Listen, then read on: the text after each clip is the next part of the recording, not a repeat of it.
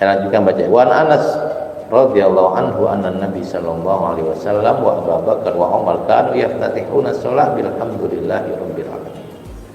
Sayyidina Anas bilang bahwa Nabi jadi imam saat baca Fatihah memulainya dengan alhamdulillah rabbil alamin. Tidak pakai basmalah. Di sini bilang yaftatihuna sholata bilhamdulillah. Nah, ada yang menganggap bahwa alhamdulillah itu nama lain dari Al-Fatihah. Jadi Nabi ketika memulai sholat membaca Al-Fatihah. Bapak kalau menyebut Al-Ikhlas itu surat kulhu ya. Surat kulhu karena bunyinya kul huwallahu ahad. Tapi bukan kemudian baca kulhu doang, kulhu bukan. Surat Al-Ikhlas bacanya dari bismillah gitu. Nah, bagi ulama yang memahami ya kalau begitu tidak perlu baca bismillah dalam Fatihah, ini dalilnya. Bagi orang yang memahami tetap pakai basmalah. Kenapa? Kan ini nggak disebut basmalah. Iya, ini alhamdulillah dianggap kayak nama surat. Tadi surat kulhu, surat al-hakumut, mana surat al-hakumut? Surat at-takatsur, surat al-hakum, karena bunyinya al-hakumut takatsur. Bukan nanti ujiannya apa? Membaca surat al-hakumut, bukan. At-takatsur ayat 1 sampai habis. Terus gimana? Dari dulu udah pendapatnya sudah tersedia, tinggal pilih aja ya. Kalau Bapak di sini sholat pakai basmalah ya alhamdulillah. Kalau enggak, ya memang ada hadisnya dan ada pendapat ulama. Kira-kira begitu ya. Nah, dalam konteks kitab Bulughul Maram, fikih yang jelaskan itu fikih Syafi'iyah, dan fikih Syafi'iyah membaca basmalah dalam Fatihah. Karena itu hadis-hadis yang terkait fikih Syafi'iyah disebutin walaupun dhaif. Bismillahirrahmanirrahim. Dalam riwayat Muslim ada tambahan, mulai sholatnya dengan alhamdulillahirabbil alamin tanpa bismillah. Tanpa bismillah. Kalaupun ini ternyata Al-Fatihah memang ayat pertamanya alhamdulillahirabbil alamin, kita tetap boleh baca basmalah, Pak. Karena basmalah itu ungkapan baik kita. Kemudian wa fi riwayatin li Ahmad wan Nasa'i wa Ibnu Khuzaimah la yajharuna bi bismillahirrahmanirrahim. Ada riwayat lain yang menyatakan Nabi baca basmalah cuma pelan, jadi enggak kedengeran gitu. Alhamdulillahirabbil alamin gitu. Nah, orang-orang yang sholatnya di belakang saf kedua, ketiga sampai akhir saf enggak dengar basmalahnya. Yang dengar adalah yang di saf pertama. Kenapa di sini muncul? Kan saya bilang tadi, kitab Bulughul Maram adalah kitab hadis yang menjelaskan fikih Syafi'i. Fikih Syafi'i ya, saat membaca Fatihah ada basmalah. Maka disampaikanlah riwayat baca kok cuma nggak kedengeran. Wa fi ukhra Ibnu Khuzaimah kanu yusirun. Dalam riwayat lain dalam kitab Sahih menyatakan sahabat baca basmalah cuma sir, pelan-pelan. Alhamdulillah kencang sampai walad dolimnya. Wa ala hadza yahdun nafya fi riwayat Muslim khilafan liman a'la. Tetapi hadis ini dianggap tidak sahih atau maklul. Lah kalau nggak sahih kenapa disebutin dalam kitab Bulughul Maram? Lah hadis sahihnya nggak ada, disebutin yang ada. Harusnya nggak usah disebutin. Kan ini pendapat Syafi'iyah. Maka dicari dalilnya, kebetulan dalilnya tidak ada hadis yang sahih. Karena sebenarnya Bapak dan Ibu sekalian, ketika kita memilih pendapat-pendapat fikih, itu diskusinya sangat dalam, sangat panjang. Dan kita harus tahu bahwa tidak semua orang tahu hadis Nabi. Taruhlah hadis Nabi ada 600.000, ya berapa banyak kok 600.000 hadis ini? Maka ada riwayat-riwayat yang diketahui oleh satu ulama, tapi ulama lain tidak mengetahui riwayat itu. Fatwa fikihnya pasti berbeda.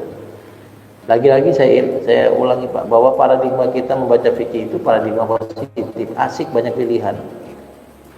Makanya orang yang belajar fikih itu semakin banyak bacaannya, semakin enak hidupnya. Kalau boleh dianalogikan, Bapak mau ke Surabaya, kebetulan Bapak cuma tahu ke Surabaya itu naik kereta, maka Bapak nggak bisa punya opsi lain, dia harus tiketnya, waktunya sudah ditentukan, tidak ada opsi lain. Kalau terlambat sampai stasiun ya nunggu keberangkatan selanjutnya. Tapi bahwa kemudian Bapak tahu ada opsi naik bus, naik kapal laut, naik pesawat, bahkan naik motor atau ngangkot. Maka ketika kita nggak bisa naik kereta, ya tinggal beli tiket mobil, tiket bus gitu misalnya. Nah fikih itu kayak gitu. Kalau paradigmanya positif, orang belajar fikih itu selalu ceria hidupnya.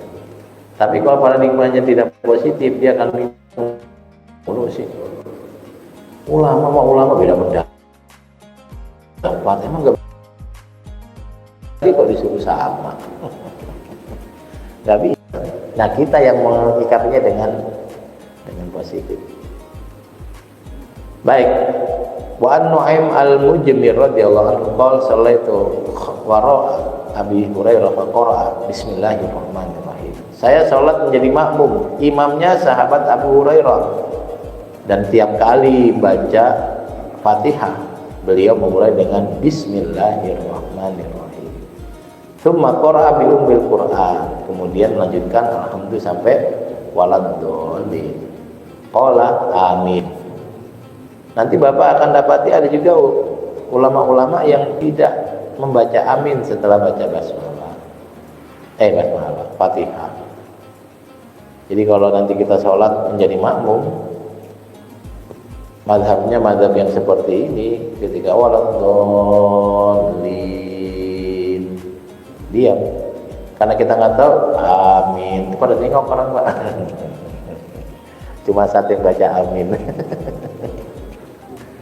Terus amin mas sunnah, dibaca boleh nggak juga boleh. Wa yaqulu kullama sajad wa idza qama minal julusi Allahu akbar. Dan tiap kali mau sujud atau bangun dari duduk, Abu Hurairah bilang Allahu akbar sambil angkat tangan ya. Tsumma yaqulu idza sallama. Kemudian Nabi Abi Hurairah setelah salam berkata, walladzi nafsi biyadihi inni la asbahukum sholatan bi Rasulillah sallallahu alaihi wasallam. Demi Allah, salatku inilah yang paling persis dengan salatnya Nabi. Jadi Abu Hurairah pernah dengan sengaja sholat, dan setelah sholat beliau sampaikan, jangan pulang dulu Bapak Ibu, barusan saya menjadi imam dan sholat yang saya lakukan inilah sholat yang saya lihat Nabi melakukannya. Berarti di sini Nabi membaca basmalah. Wa Nabi Hurairah radhiyallahu anhu qala Rasul sallallahu alaihi wasallam idza qara'tum al-Fatihah faqra'u bismillahirrahmanirrahim fa inna ihda ayatiha raddal qutni wa sawwaba waqfahu. Hadis dari Abu Hurairah diriwayatkan oleh Imam Darqutni. Nabi bersabda, kalau kalian baca Fatihah, bacalah bismillah, karena basmalah itu ayat dari Fatihah. Tetapi riwayat ini lemah Pak. Riwayat yang sahih adalah ini pendapat pribadi dari Abu Hurairah. Berarti di zaman Nabi, di zaman sahabat sudah ada diskusi terkait kalau baca Fatihah pakai basmalah atau tidak. Sampai sekarang masih ada, masih. Emang nggak bisa di voting? Ya nggak bisa di voting Pak, masa fikih pakai voting. Terus gimana? Ya kalau nanti Bapak sholatnya di Mekah, mazhabnya Ahmad bin Hambal, ya nggak pakai basmalah. Sah nggak? Sah. Pasti sah. Kalau Bapak sholatnya di tempat lain, mazhabnya misalnya Syafi'iyah seperti kita, ya baca basmalah. Sah nggak? Sah. Yang bagus yang mana? Yang bagus yang sholat, bukan yang berantem. Begini salah, begitu salah, baca basmalah bid'ah, nggak baca bismillah nggak sah. Mendingan saya duduk aja lah di masjid nungguin salam sambil nunggu Jumat berkah pulang bawa nasi kotak.